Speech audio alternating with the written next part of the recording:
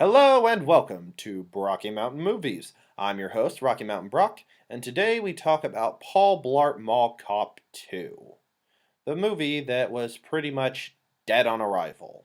So, what's the plot? Exactly the same as the first one, except instead of that first 30 minutes where you get to know who he is and who he is to the people around him, and how he's just sort of a normal guy trying to do right by his daughter and mother, and how he's also kind of looking for love. And you know how in the end credits of the first one that he gets to marry his dream girl? Well, chuck that ending in the trash like it never even happened because he's divorced in this one. Yeah, in the first 5 minutes, you figure out that his wife dumped him within the first week of their marriage, and she couldn't stop vomiting at the sight of him. The first movie made it clear that he's just a normal guy. He's not anything special, but he still has redeemable qualities.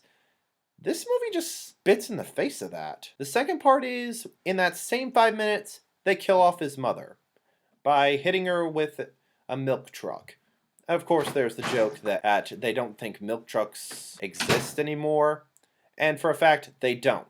Or at least one does. It's in Colorado, and they live in New Jersey, so there's no way that would actually hit them. In fact, I'm going to be funnier than the entire movie.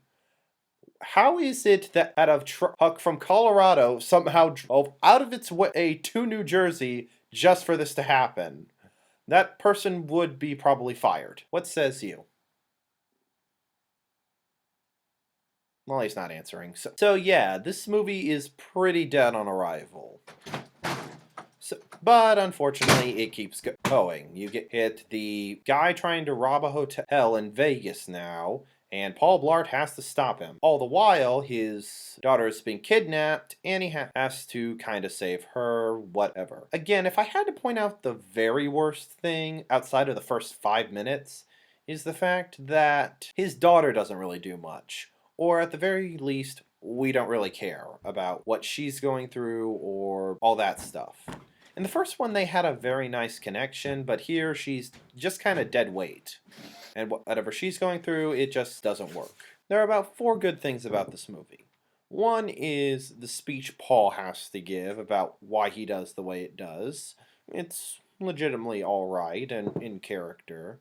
The second part is when he's taking out this one guy, and he has this device that knocks them out, but only for 4 seconds.